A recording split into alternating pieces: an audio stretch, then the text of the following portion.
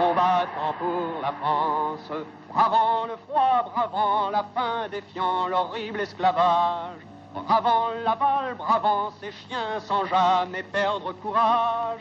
Ce sont ceux du maquis, ceux de la résistance, ce sont ceux du maquis, jeunesse du pays. Au micro de la BBC, une équipe de journalistes et de chansonniers exalte la résistance, qui au printemps 44 gagne en audience.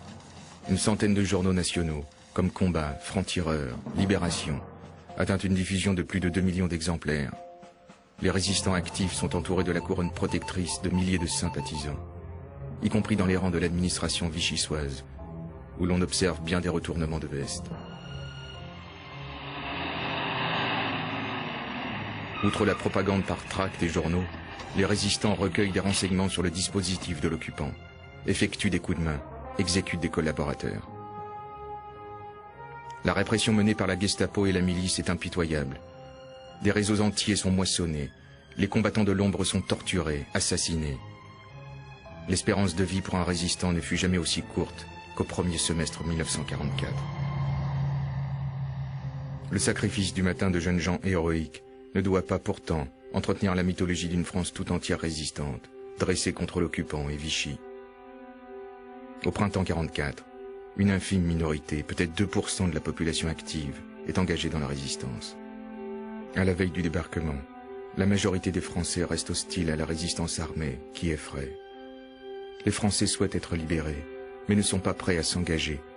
Ils forment un marais attentiste et inquiet qui regarde s'affronter 100 000 collaborateurs et 100 000 résistants. Amis, entends-tu le vol noir des corbeaux sur nos plaines? Amis, entends-tu les cris sourds du pays qu'on enchaîne? Ohé, partisans, ouvriers et paysans, c'est l'alarme. Ce soir, l'ennemi connaîtra le prix du sang et des larmes. Le chant des partisans, entonné par Anna Marley, pour la première fois sur les ondes de la BBC le 9 février 1944, va devenir l'hymne de ceux qui se battent, luttent et meurent. La mitraille, les grenades. Oui, les tueurs à la balle et au couteau, tu évites. Oui, saboteur, attention à ton fardeau, dynamite. Depuis l'instauration du STO en février 43, les réfractaires sont de plus en plus nombreux à rejoindre les maquis.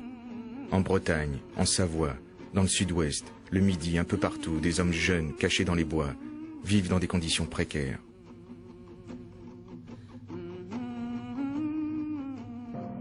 Les francs-tireurs se ravitaillent par la réquisition.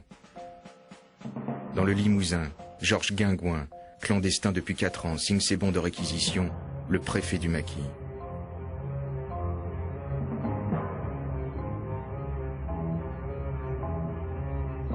À la tête de ces hommes, il participe à des coups de main pour se procurer des explosifs.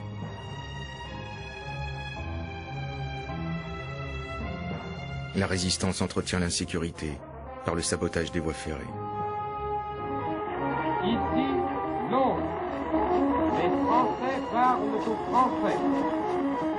Les chemins de fer sont vitaux pour le Reich.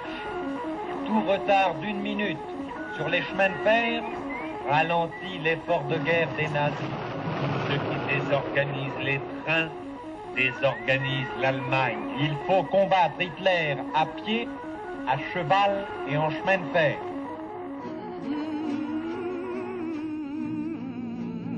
La pénurie d'armes lourdes handicape l'action militaire.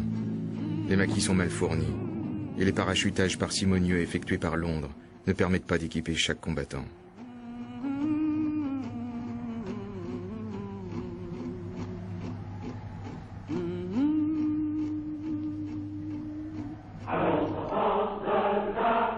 À l'extérieur, la France libre est devenue la France combattante.